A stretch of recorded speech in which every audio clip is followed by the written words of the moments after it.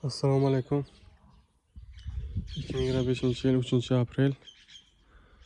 Mana dalamizga uzum qalamchilarni yetkazib chiqamiz.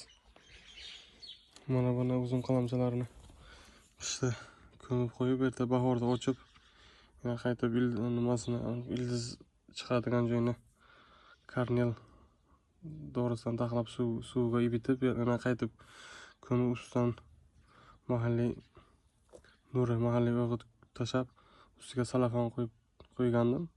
Martning boshlari edi, o'sha aprel bir oyga mana bironta nimasi yo'q edi. Qimirlamagan, pindiq chiqarmagandi.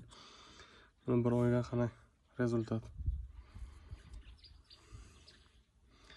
Kuzatishda davom etinglar, barchaga rahmat. Qo'llab-quvvatlaganingiz uchun.